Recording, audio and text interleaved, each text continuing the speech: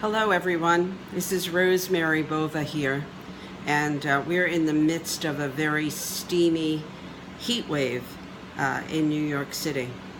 It got me thinking this morning about the song Summer in the City by the Lovin' Spoonful, and there's a line in the song that talks about people walking around without any energy, something like Walking Dead.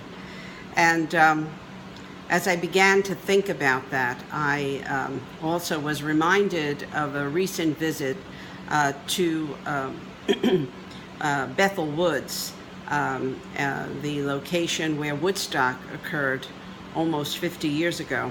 And they have a wonderful museum there, and I got to listen to some interviews with Jimi Hendrix and Janis Joplin, and both of them also refer to people walking around basically like zombies. And I've begun to think about that and think about the world of work, which all of you know I have a great passion for, and what is happening in the world of work. And I started reflecting on how many times I've talked to people and in different companies, in different parts of the city, in different parts of the country.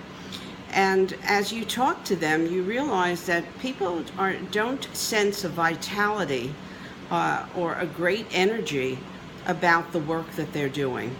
And it's almost as if they are, walking through life without experiencing the vitality and richness that one can really experience by having meaningful work. I'm very fortunate in that I love what I do, and I probably will never stop doing what I do because my passion is helping people to be their best, and organizations to be their best. So it's when you have a passion like that, it is always fueled by meeting with people who are excited about their work that they're doing.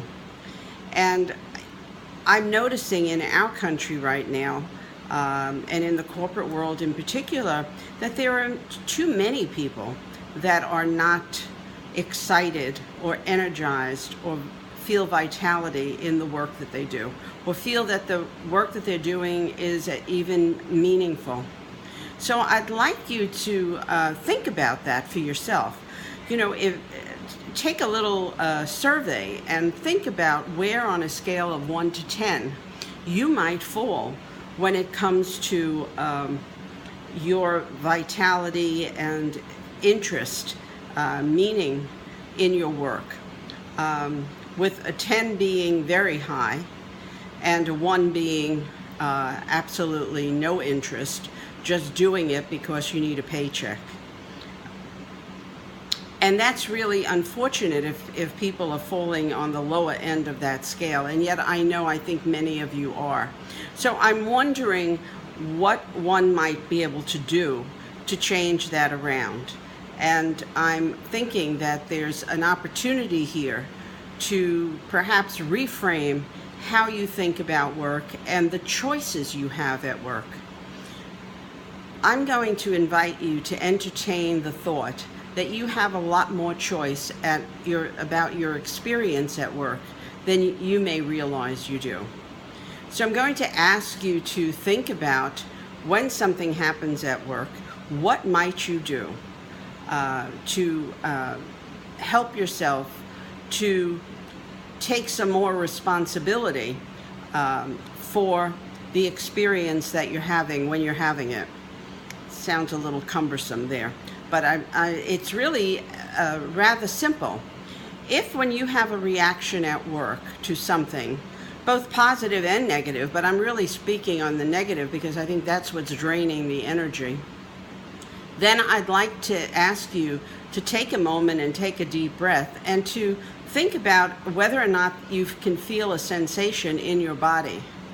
Because oftentimes when we have these impactful situations, they are reminding of us of an earlier similar situation that could go back as early as infancy. And the more we can become aware of things that are going to trigger old wounds or old painful experiences, the more you're able to change that experience in the present time.